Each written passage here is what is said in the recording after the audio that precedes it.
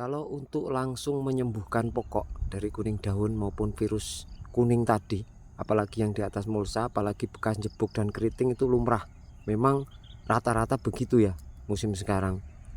Burungkel kemudian kuning di atas mulsa itu lumrah. Tetapi kalau kita mampu menekan laju pertumbuhan virus tadi, otomatis ini sudah fase generatif. Nutrisi nanti kita salurkan ke buah itu akan lebih mudah. Jadi sayang sekali kalau buahnya sudah banyak yang jadi, sudah dipolinasi, geratak sampai tepi mulsa, nanti habis akhirnya buah itu jadi pun batu atau bantat. Jadi itu yang susah nanti bila nutrisi tidak tercukupi di pokok kita. Kalau seperti ini, kalau bayem-bayem kemudian nguning-nguning, ini akan pecah batangnya, buahnya juga tidak akan maksimal. Jadi di video ini saya akan bahas cara menghentikan versi Ayat TV. Kalau saya menggunakan Amistar Top ini single, nggak campur-campur ya bos. Jadi ini nggak tak campur. Nanti 3 hari setelah disemprot ini lakukan penyemprotan Amistar Top atau Beyond M. Mana-mana yang lebih cocok ya dengan karakter pokok tanaman jenengan semua. Kalau misalnya dengan Assalamualaikum warahmatullahi wabarakatuh. Selamat pagi bos. Berjumpa lagi kita di Ayat TV. Sedikit saya akan bersharing untuk pagi ini teman-teman, dampak daripada pokok yang terkena keriting atau jebuk.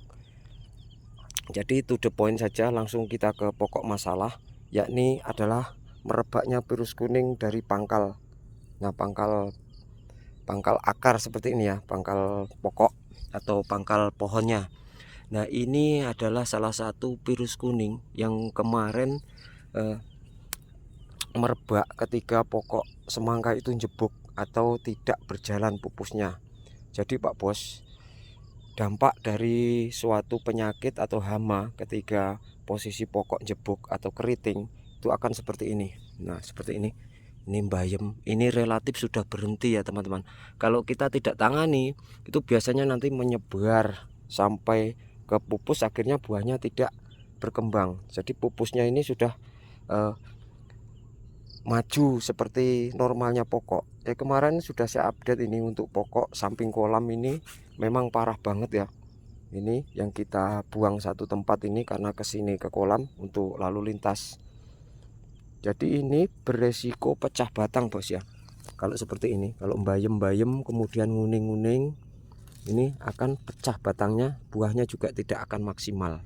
Jadi di video ini saya akan bahas cara menghentikan versi Ayat TV, kemudian versi atau ini banyak versi atau banyak cara yang kita gunakan. Ini akan berbahaya ketika pembuahan terus merebak sampai ujung, akhirnya bisa gagal atau buahnya hanya akan jadi rut-rutan atau TN, nggak bisa nutup, pokoknya juga nggak jalan seperti ini ya. Jadi ini relatif sudah mandek lah, walaupun tidak sembuh total sudah mandek. Jadi nanti lama-lama busuk di akar karena daun pangkalnya semua sudah bayem dan juga nguning-nguning seperti ini. Kemarin ini parah banget, saya belum update karena posisinya saya masih mencoba apakah ini bisa sembuh atau tidak. Kalau sembuh ya alhamdulillah, kalau tidak ya saya nggak berani ngeserkan. Tapi ini alhamdulillah sembuh, jadi relatif sudah banyak pupus baru, sudah berhenti untuk kuningnya jadi seperti ini, bisa dilihat teman-teman. Nah, semua relatif, nanti dibawakan buah juga bisa maksimal buahnya, karena kita cek untuk posisi seperti ini buahnya akan harusnya sudah bisa kita mulai pembesaran ya. Jadi pangkal sudah sembuh seperti ini, yang buahnya sudah di usia 10 hari penyerbuan. Nah, sudah seperti ini ya, sudah berubah warna. Kemarin kita suntik KNO dan unik sudah hijau, ini sudah bisa dibesarkan. Kalau yang seperti ini belum ya teman-teman. Nah, seperti itu gambarannya. Jadi langsung saja kita bahas untuk proses penyembuhan atau menghentikan virus kuning atau virus apa ya namanya. Kalau ilmiahnya kurang paham, atau virus Gemini atau apalah. Yang penting setiap petani semangka kalau sudah jebuk mesti keluar seperti ini ya. Nah, ini seperti ini bayem-bayem kemudian seperti ini berbahaya sekali. Yuk sama-sama belajar dengan Ayat TV.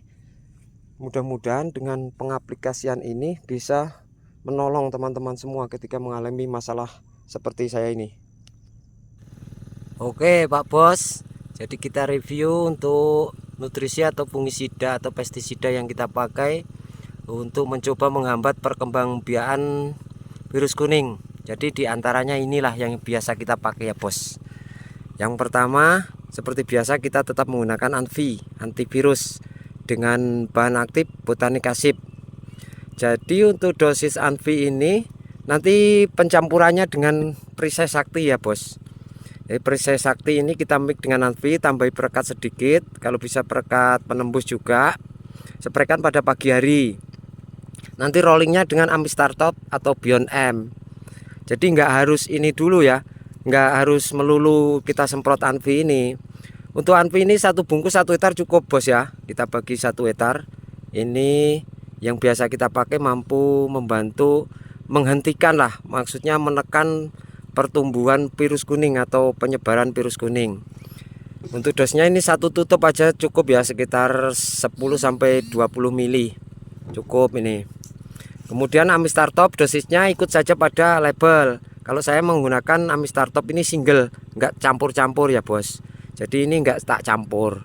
Nanti 3 hari setelah disemprot ini lakukan penyemprotan Amistartop atau Beyond M. Mana-mana yang lebih cocok ya dengan karakter pokok tanaman jenengan semua. Kalau misalnya dengan Amistartop itu agak kaku daunnya, mending pakai Beyond M yang lebih lembut. Kalau misalnya bagus ya pakai ini, saya tidak menyarankan untuk rollingnya. Kemudian amino base dengan beberapa kandungannya ada di sini semua ya. Untuk keluaran baru bisa ditanyakan ke beliau Mas Ari. Banyak sekali kandungannya, asam amino, nutrisi, fulsit asib serta enzim. Itu teman-teman bisa langsung menghubungi, nomornya sudah tertera di sana ya. Ini dikocor Mas Bro ya. Dikocorkan saja, dipom, dicampur dengan kalsium. Nah, ini dari bawah kita tekan, dari atas kita tekan. Dimix lagi dengan antrakol pun boleh dikocor. Tinggal terserah jenengan mana-mana yang bisa menekan. Yang penting mengurangi perkembangan atau perkembangbiakan virus kuning atau geratak di atas mulsa itu. Yang bayem-bayem itu berbahaya sekali. Nah, ketika penyepraian kita lakukan, kemudian pengocoran kita lakukan, pupuk kimia harus berhenti dulu Pak Bos ya. Ketika nutrisi-nutrisi ini kita masukkan, pupuk kimianya berhenti dulu. Dan nanti kalau sekiranya dicek dalam 2 sampai 5 hari itu mandek, nah baru kita suntik pupuk kimia dengan NPK ya. Itu saja penjelasannya, mudah-mudahan bermanfaat. Dan kondisi cuaca ini agak mendung Pak Bos untuk saat ini. Jadi begini pertahanan pokoknya, alhamdulillah relatif stabil. Mudah-mudahan kita finish dengan hasil yang maksimal. Jadi intinya dari pengaplikasian 3 sistem cara tadi teman-teman, pokok kita ketika akan dibesarkan, nah yang mau bayem-bayem tidak jadi, kemudian agak mekar lagi lah seperti ini ya, agak mekar lagi, kemudian sampai di ujung walaupun daun menyempit, pupusnya jalan lagi. Kemudian kita bawakan buah, kalau mau dibesarkan ya bisa. Yang jelas kurangi pupuk kimia juga. Nah, seperti itu, jangan dipupuk kimia dulu kalau posisi memang angkatan seperti ini, angkatan nguning-nguning bayam ini, jangan dipupuk kimia dulu. Kemudian airnya juga slow-slow, jangan terlampau banyak, kemudian jangan sampai kurang air. Nanti dilihat perkembangan dalam 1 minggu, karena rollingnya waktunya hanya 1 minggu. Kalau sembuh ya alhamdulillah, kalau nggak sembuh ya minimal menahan. Saya kira sharing kita untuk pembahasan virus kuning yang berdampak pada pokok tanaman ketika selesai jebuk atau keriting, apalagi di angkatan nyerbuk dan juga setelah nyerbuk.